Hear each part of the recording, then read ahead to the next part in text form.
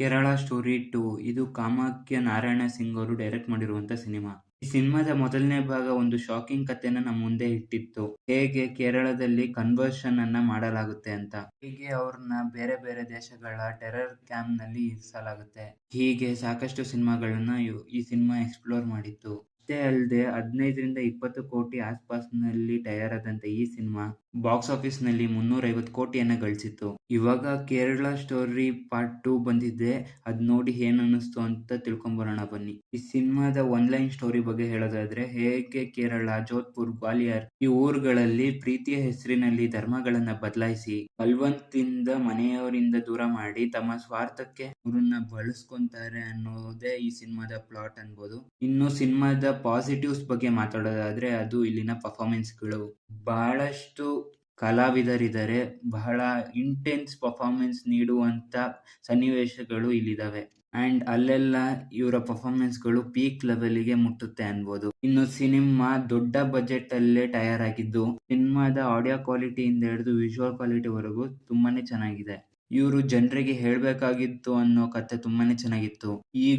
ಈಗಿನ ಕಾಲದಲ್ಲೂ ಈ ಘಟನೆಗಳು ನಡೀತಿದೆ.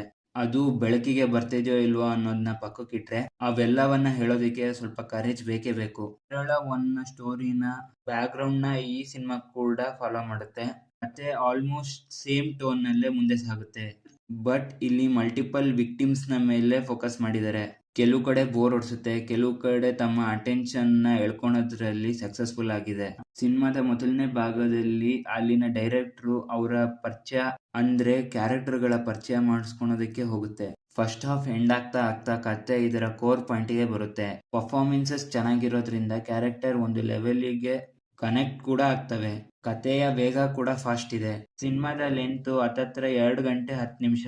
ಸೊ ತುಂಬಾ ಟೈಮ್ ತಗೊಂಡ್ರು ಅನ್ನೋ ಫೀಲಿಂಗು ಇಲ್ಲಿ ಬರೋದಿಲ್ಲ. ಸೊ ಇಲ್ಲಿ ನಮ್ಗೆ ಏನ್ ವರ್ಕ್ ಆಗ್ಲಿಲ್ಲ, ಏನ್ ಬೆಟರ್ ಆಗ್ಬೋದಿತ್ತು ಅನ್ನೋ ವಿಷಯಕ್ಕೆ ಬರೋದಾದ್ರೆ, ಅದು ಇಲ್ಲಿನ ಕಥೆಯನ್ನ ಹೇಳಿರೋ ರೀತಿ ಅಂಡ್ ಇವರು ಯೂಸ್ ಮಾಡ್ಕೊಂಡಿರುವಂತ ಅಪ್ರೋಚ್. ಸಾಕಷ್ಟು ಕಡೆ ಅನ್ನೆಸೆಸರಿ ಜನರನ್ನ ಟ್ರಿಗರ್ ಮಾಡೋ ಡೈಲಾಗ್ಗಳು ಇಲ್ಲಿದಾವೆ. ಕೇವಲ ಹಿಂದೂ ವರ್ಗದವರಿಗೆ ಟ್ರಿಗರ್ ಮಾಡಕ್ಕೆ ಮಾಡಿದ್ದಾರೆ ಅಥವಾ ಮುಸ್ಲಿಂ ವರ್ಗದವರಿಗೆ ಟ್ರಿಗರ್ ಮಾಡೋ ಡೈಲಾಗ್ಸ್ ಗಳು ಬರ್ದಿದ್ದಾರೆ ಅನ್ನೋದಲ್ದೆ, 2 ವರ್ಗಗಳು ಟ್ರಿಗರ್ ಆಗ್ಬೇಕು ಅಂತ ಡೈಲಾಗ್ಸ್ ಗಳನ್ನ ಈ ಸಿನಿಮಾದಲ್ಲಿ ಇಟ್ಟಿದ್ದಾರೆ. ಡೈರೆಕ್ಟರ್ ತನ್ನ ಯೋಚನೆನ ಅಥವಾ ನಡೆದಿರೋ ಘಟನೆನ ತುಂಬಾ ಜೋರಾಗಿ ಥಿಯೇಟರ್ ಮುಂದೆ ಪ್ರೆಸೆಂಟ್ ಮಾಡಿದ್ದಾರೆ ಅಂತ ಫೀಲಿಂಗ್ ಬರುತ್ತೆ.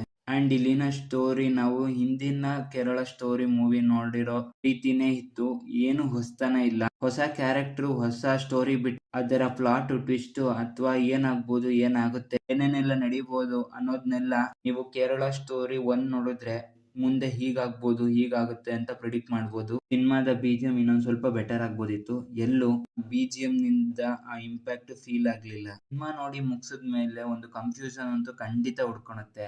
ಇದು ಫ್ರಿಕ್ಷನ್ ಅಲ್ಲ ಅಥವಾ ರಿಯಲ್ ಇನ್ಸಿಡೆಂಟ್ ಇಂದ ಇನ್ಸ್ಪೈರ್ ಆಗಿರೋದಾ ಅಥವಾ ಎಂಟೈರ್ಲಿ ರಿಯಲ್ ಸ್ಟೋರಿ ಅನ್ನೋ ಕ್ಲೂ ಈ ಸಿನಿಮಾದಲ್ಲಿ ಎಲ್ಲೂ ಬಿಟ್ಕೊಟ್ಟಿಲ್ವಲ್ಲ. ಹೇಳಿದಿದ್ರೆ ಆ ಪರ್ಸ್ಪೆಕ್ಟಿವ್ ಇಂದನೇ ಸಿನಿಮಾ ನೋಡ್ಬೋದಿತ್ತು ಅನ್ನೋದು ನನ್ನ ಒಪಿನಿಯನ್. ಒಟ್ಟಾರೆಯಾಗಿ ಈ ಸಿನಿಮಾ ಹೇಗಿತ್ತು ಅಂದ್ರೆ, ಇದೊಂದು ಆವರೇಜ್ ಸಿನಿಮಾ ಅಂತ ಹೇಳ್ಬೋದು. ಸೊ ನಾನ್ ಸಿಗ್ತೀನಿ ಮುಂದಿನ ವಿಡಿಯೋದಲ್ಲಿ. ಅಲ್ಲಿ ತನಕ keep watching and please subscribe to my channel.